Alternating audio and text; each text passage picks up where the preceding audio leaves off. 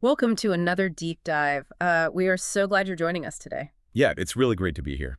Now, we all have a respiratory system, right? Yeah. But very few of us actively consider the mechanical wonders and honestly, the surprisingly fragile bottlenecks that are involved in every single breath we take. Right. We just sort of take it for granted. Exactly. So today we are immersing ourselves in the comprehensive clinical insights of upper airway disorders and respiratory infection management. It's fantastic source text. It really is. And our mission for this deep dive is to take you on a journey from the very tip of your nose all the way down to your trachea. It's quite a trip. We're going to decode the underlying physiology of those everyday annoyances, all too well, like the common cold, and trace that anatomical path all the way down to life-altering conditions like laryngeal cancer. Which is a heavy topic, but so important. Absolutely. By the end of this, you are going to be the most informed person in the room about the air you breathe and the intricate structures that make it happen. It really is a fascinating mechanical journey. I mean, what seems like a simple sniffle or a snore actually involves a highly complex cascade of anatomy, fluid dynamics, and microbiology. Right. We tend to take our upper airway for granted until something fundamentally breaks down, but there is an incredible amount of active, intricate engineering happening right behind your face at all times. Okay, let's unpack this. We have to start with something you and literally everyone listening have dealt with intimately. Upper respiratory infections. Yes, URIs, the common cold. When we look at the clinical data regarding the common cold, the sheer volume of viral pathogens is staggering. Oh, it's massive. We are talking about over 200 distinct viral strains that can cause clinical symptoms. With rhinoviruses making up the vast majority. Right. And when you understand that sheer volume, it suddenly makes perfect sense why you can catch colds your entire life and never actually build total lasting immunity. Exactly. You're constantly encountering novel surface proteins. And looking at the behavior of rhinoviruses allows us to bust a very persistent generational myth right away. Oh, I know the one you're talking about. Right. People constantly blame freezing temperatures or exposure to cold, rainy weather for a spike in infections. The classic put a coat on or you'll catch a cold advice. Precisely. But the physiological reality is that cold weather itself does not increase the incidence or severity of the common cold. It doesn't. No. The reason rhinoviruses tend to strike so heavily in the colder months is entirely about absolute humidity. So it's the dry air, not the temperature drop. How exactly does that favor the virus? Well, two ways, really. First, rhinoviruses survive significantly longer in environments where the relative humidity is low. Okay. The viral particles can remain suspended in dry air for extended periods, which obviously increases transmission. Makes sense. Second, and perhaps more importantly, that dry winter air parches your nasal mucosa. It thickens your mucus and impairs your mucociliary clearance. That's the microscopic escalator of hair-like cilia, right? Exactly, the ones that constantly sweep debris out of your airway. When that system dries out and slows down, the virus just has a much easier time binding to your epithelial cells. That makes perfect physiological sense. Now, when we get that inevitable mucosal inflammation, our first instinct is often to reach for an over-the-counter nasal spray to instantly clear up the congestion. Right, the quick fix. But the clinical consensus issues a massive warning about exactly that reflex. What's fascinating here is the pathogenesis of rhinitis medicamentosa. That's a mouthful. It is, but it's essentially severe rebound nasal congestion driven by the medication itself. Driven by the spray. Yeah. When you use topical decongestant sprays containing sympathomimetics like oxymetazoline, they are incredibly effective at vasoconstricting the blood vessels in your nasal turbinates. So the vessels shrink. The vessels shrink, the swelling goes down, and you can breathe perfectly. But if you use them continuously for more than 3 or 4 days, the receptors in those blood vessels downregulate. So the moment the chemical wears off, the vessels just engorge all over again. Worse than before, actually. The mucosal vessels experience massive rebound vasodilation. Wow. The nasal passages swell up even more severely than the initial infection caused. You end up trapped in a cycle where your baseline state is complete obstruction. And you feel compelled to keep using the spray just to achieve normal airflow. Exactly. You essentially chemically addict your own nasal passages to the vasoconstrictor. If someone is trapped in that cycle, how do they safely break it? Can you just go cold turkey? Going cold turkey is agonizing because the obstruction is nearly total for several days. Usually, breaking the cycle requires a medical intervention. Like what? like a short course of oral corticosteroids or transitioning to an intranasal steroid spray to manage the severe inflammation. That helps while the mucosal blood vessels slowly regain their normal vasomotor tone. It really highlights why paying attention to the pharmacology of everyday items is critical. Absolutely. Moving a bit deeper into the sinus cavities, the data surrounding rhinosinusitis reveals something entirely distinct about how bacterial infections endure.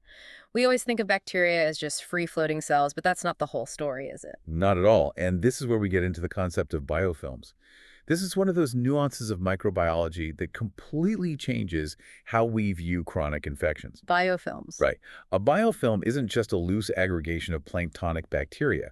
It is a highly organized, heterogeneous community. Oh, wow. These bacteria attach to the mucosal surface and secrete a self-produced extracellular polymeric substance. Which is what exactly? It's essentially a thick, slimy matrix that encases the entire community. Like a microscopic fortress wall inside your sinus cavity? Exactly like a fortress. And because of this extracellular matrix, the bacteria inside are incredibly well protected From our immune system. from the immune system and from drugs. They share nutrients, communicate via quorum sensing, and can even enter a dormant metabolic state. That sounds highly evolved. It is.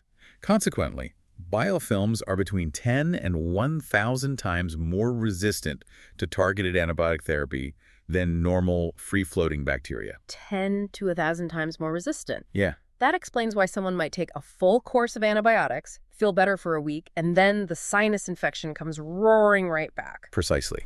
An antibiotic might successfully eradicate the metabolically active bacteria on the outer margins of the biofilm. Which temporarily reduces the clinical symptoms. Right, but the cells deep inside the matrix are completely insulated and metabolically dormant, so the antibiotic doesn't even affect them. It just washes over them. Exactly. And the moment the antibiotic pressure is removed, those surviving reservoir cells reactivate and quickly repopulate the entire sinus cavity. It's incredible how sophisticated these microscopic communities are. And speaking of structural challenges in the upper airway, there's a fascinating physiological shift that happens to our noses as we age. Geriatric rhinitis. Yes, it isn't just a reaction to the environment, it's a fundamental structural issue. Over time, the cartilage in the nose undergoes atrophy. It weakens. Yeah, as that supporting structure weakens, the nose actually lengthens and the tip begins to droop. It is a profound structural shift, and it completely alters the fluid dynamics of respiration. How so? Well, when the nasal tip droops, it physically restricts the nasal valve, which is already the narrowest part of the upper airway. Okay. This alters the natural laminar airflow, the smooth, streamlined movement of air, and turns it into turbulent airflow. It gets choppy. Exactly. The nasal mucosa is highly sensitive, and it misinterprets this turbulent, chaotic airflow as a constant physical irritant. So the body reacts to the turbulence the same way it would react to dust or smoke. Exactly. The turbulent airflow triggers a parasympathetic response, leading to reactive rhinorrhea. Which is a constant, thin, watery nasal discharge. Right. So that classic presentation of an older individual constantly dabbing at a runny nose isn't just a random quirk of aging. Right. It's a direct physiological result of cartilage atrophy changing the aerodynamics of their airway. A tiny structural collapse creating a permanent cascade of daily symptoms. It's fascinating. It really is. Now, that localized structural fragility becomes even more critical when we move down from the nasopharynx into the oropharynx, the throat. Right. Moving further down. We have to draw a very clear clinical line between standard viral pharyngitis and bacterial infections like group A streptococcus. The differential diagnosis there is critical. Viral pharyngitis, which accounts for the vast majority of sore throats, will generally run its course in 3 to 10 days with simple supportive care. Just rest and fluids. Exactly. Why does that happen? In the case of a peritonsillar abscess, the severe inflammation and edema spread outward from the tonsil and directly irritate the medial pterygoid muscle. And that muscle controls the jaw. Yes, it's one of the primary muscles responsible for closing the jaw. That irritation causes the muscle to go into a sustained involuntary spasm. The patient literally cannot force their jaw open. That localized swelling taking a critical system completely offline is terrifying. It really is. And that brings us perfectly to the anatomy just below the pharynx, where swelling becomes arguably the most dangerous mechanism in the human body. Let's talk about the larynx. The voice box. Exactly. The architecture here is unique. The larynx is fundamentally a rigid cartilaginous box. It is composed of the thyroid and cricoid cartilages, and it absolutely will not stretch. This raises an important question. Mhm. Why does that specific rigidity pose such an extreme physiological threat? Right. The glottis, the narrow aperture between your vocal cords, where 100% of your respiratory volume must pass, is housed entirely inside this unyielding cartilaginous structure. So it's trapped. Precisely. Because those outer cartilaginous walls cannot expand outward to accommodate extra volume, any internal edema from a severe infection or an anaphylactic reaction has only one direction to go. It has to expand inward. Exactly. It expands inward, rapidly obliterating the lumen of the airway. It is a profound mechanical bottleneck. Because the outer box won't budge. Right. An amount of mucosal swelling that would be a minor inconvenience anywhere else in the body becomes a fatal occlusion within the larynx, leading to rapid, severe hypoxia. It really gives you a deep respect for how precarious that airway is. Definitely. Now let's shift from acute infectious or allergic obstruction to a completely different mechanism of airway collapse, one that happens entirely due to physics and hypotonia. Obstructive sleep apnea. Yes, OSA. The clinical markers usually follow the three S's: severe snoring, daytime sleepiness, and the significant other report of apnea. Where a partner observes actual cessation of breathing. Right. If we connect this to the bigger picture, the mechanics of OSA are a masterclass in fluid dynamics and anatomical vulnerability. How so? Well, unlike the trachea or the larynx, the pharynx is a purely muscular tube. It has no rigid cartilaginous rings holding it open. It's soft tissue. Entirely. During REM and deep stages of sleep, the baseline tone of those pharyngeal muscles naturally relaxes. And if you combine that natural relaxation with specific physical risk factors, the physics work entirely against you. Precisely. If a patient has excess peripharyngeal fat adipose tissue surrounding the airway or specific craniofacial narrowing, the baseline diameter of that tube is already compromised. It's already too narrow. Yes. When the diaphragm drops to pull a breath in, it generates negative inspiratory pressure inside the airway. That negative pressure acts like a vacuum on the relaxed, heavy, narrowed pharyngeal walls, Causing them to just suck inward. causing them to simply collapse inward and completely snap shut. Airflow drops to zero. And the physiological domino effect of that nightly airway collapse is staggering. The systemic toll it takes on the body is immense. The cardiovascular consequences are severe. When the airway collapses, the patient enters a state of apnea. Within seconds, oxygen saturation in the blood plummets. Hypoxia. Yes, hypoxia. And carbon dioxide levels rapidly accumulate hypercapnia. These massive chemical shifts are detected by chemoreceptors, which immediately send a panic signal to the brainstem. So the brain sounds the alarm. The brain responds with a massive, violent surge of catecholamines from the sympathetic nervous system. It's an intense spike of adrenaline and noradrenaline to jolt the brain awake just enough to restore muscle tone and force the airway open. So on a cellular level, your body is essentially experiencing the sheer terror of suffocating, hitting the emergency panic button over and over, sometimes hundreds of times a night. That is exactly the mechanism. And that relentless nightly bombardment of the sympathetic nervous system causes severe shear stress on the vascular endothelium. The lining of the blood vessels. Right. That is why untreated OSA isn't just a sleep disorder. It is a primary driver of systemic hypertension, cardiac arrhythmias, myocardial infarctions, and strokes. The heart is essentially fighting a high-stakes biochemical war every single night. Transitioning from the chronic trauma of OSA to acute facial trauma, the clinical guidelines provide incredibly specific instructions regarding epistaxis, which we commonly know as a nosebleed. Right, a very common issue. Most people assume a nosebleed is just a generic rupture somewhere in the nasal cavity, but the anatomy is actually highly centralized. The vascular anatomy of the nose is beautifully complex, but the vast majority of epistaxis cases, over 90%, originate from one highly specific superficial vascular network. Where is that? It's located on the anterior portion of the nasal septum, known as the Kieselbach plexus. I want to pause here because this is a highly practical piece of knowledge for you, our listener. Almost everyone handles basic first aid for epistaxis completely backward. They really do. The physiological management requires a very specific posture and pressure technique. If you get a nosebleed, the immediate instinct is to tilt the head back and pinch the bony bridge of the nose. Which is wrong. Exactly. You actually need to sit upright and tilt your head forward. Why is that forward tilt so critical? Tilting the head back is one of the worst things you can do. The blood doesn't stop flowing. It simply drains posteriorly down the pharynx and into the stomach. Which you don't want. No, blood is a severe gastric irritant. Swallowing any significant volume of it will almost certainly induce emesis. Vomiting? Right, vomiting, which suddenly introduces gastric acid into the airway and aggressively spikes blood pressure, potentially worsening the bleed. That sounds awful. You must tilt forward to allow the blood to drain out the nares. Then you bypass the nasal bones completely and pinch the soft cartilaginous lower portion of the nose, compressing the lateral walls directly against the nasal septum. And you have to hold that firm, uninterrupted pressure for 5 to 10 continuous minutes. Continuous is the operative word. The extrinsic coagulation cascade, the physiological process required to form a stable fibrin clot, takes several minutes to complete. So no peeking. Exactly. If you let go every 30 seconds to see if the bleeding has stopped, you fracture the fragile clot that was just beginning to form, and the biological timer starts all over again. Such a simple mechanism of action, but completely vital to understand. So what does this all mean? Well, it all builds. Right. We've explored the physics of viral infections, the mechanics of airway collapse, and the fluid dynamics of acute bleeding. But the clinical scope eventually arrives at the most profound systemic intervention in upper airway disorders: the pathology and surgical management of laryngeal cancer. Laryngeal cancer is a devastating pathology, representing a massive portion of head and neck oncology.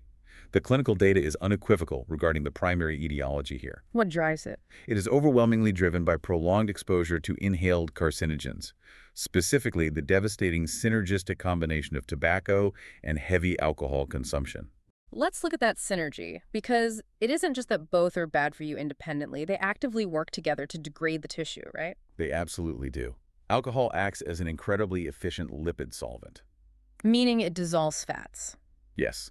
When heavy alcohol consumption washes over the mucosal lining of the pharynx and larynx, it strips away the protective lipid layers and alters the cellular morphology. It makes the surface epithelium highly permeable. So it opens the door. Exactly. So when that tissue is subsequently exposed to the thousands of carcinogenic compounds in tobacco smoke, those mutagens penetrate deeply into the cellular layers with minimal resistance. That's a brutal combination. This combined effect exponentially increases the risk of developing squamous cell carcinoma, where the flat protective epithelial cells mutate and proliferate out of control, eventually destroying the architecture of the larynx. And when the carcinoma advances, the required surgical intervention demands a level of anatomical adaptation from the patient that is almost hard to comprehend. It's life-changing. We are talking about a total laryngectomy, where the entire cartilaginous box we discussed earlier, the vocal cords, the epiglottis, the cricoid, and part of the upper trachea is completely excised. Removed entirely. The anatomical rewiring of a total laryngectomy is a profound shift in human physiology.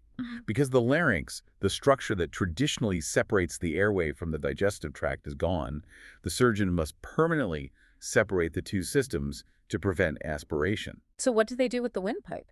The upper trachea is literally detached from the pharynx, brought forward, and sutured directly to an opening in the skin of the lower neck, creating a permanent stoma. Meaning the mouth and the nose are now entirely permanently disconnected from the lungs. Completely dissociated.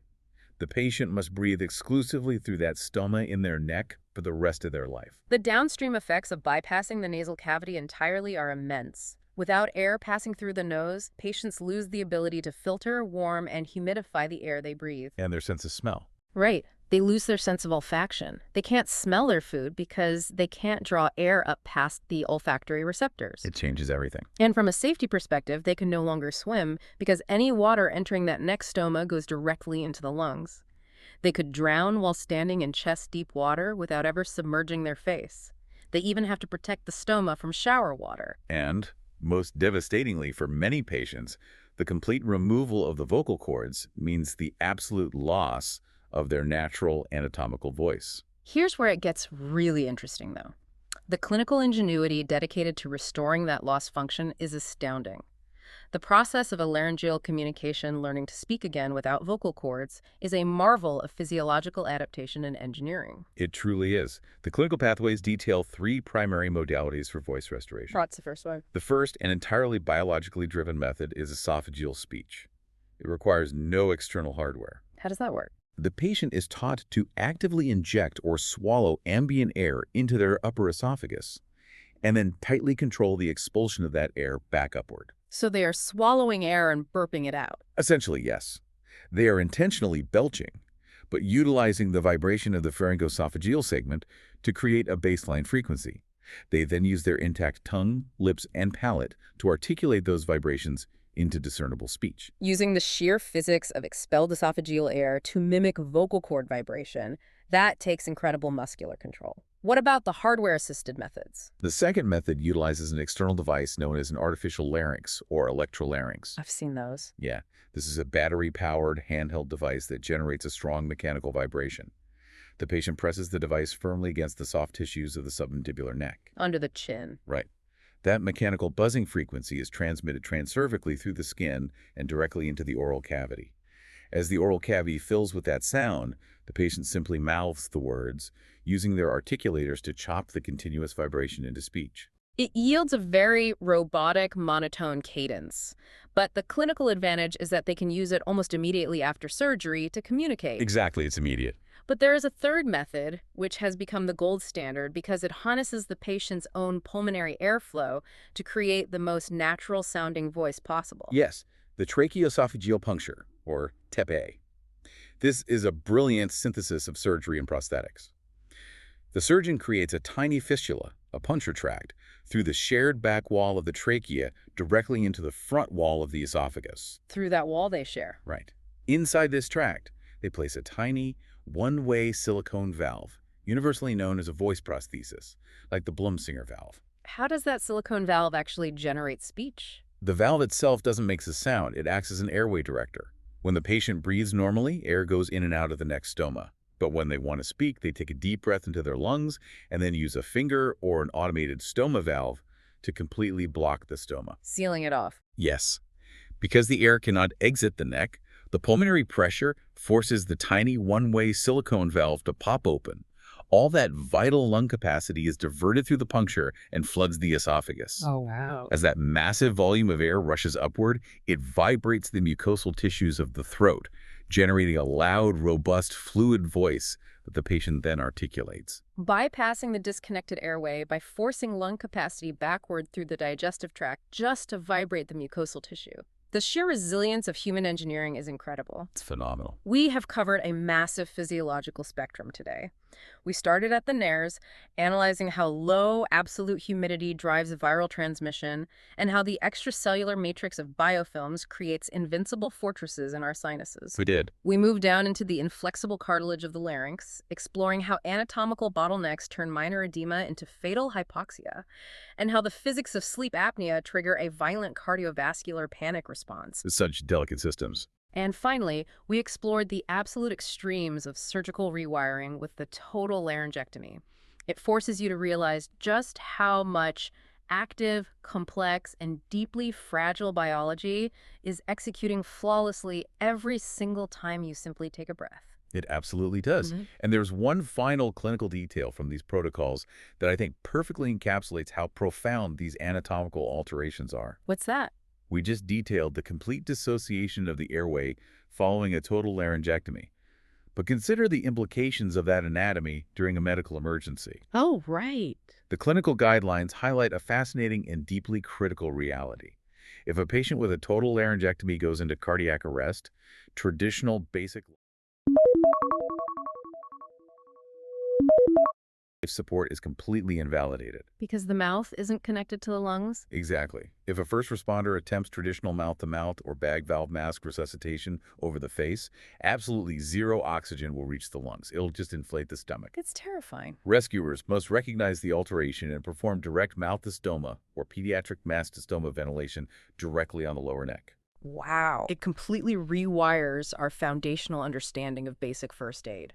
And it makes you wonder, in a world built entirely around standardized physiological assumptions, how many other profound invisible medical alterations walk among us every single day, completely undetected until the very moment an emergency strikes? That is a phenomenal thought to leave on. Thank you so much for joining us on this deep dive. Keep questioning the incredible hidden mechanics of your own body, and we will see you next time.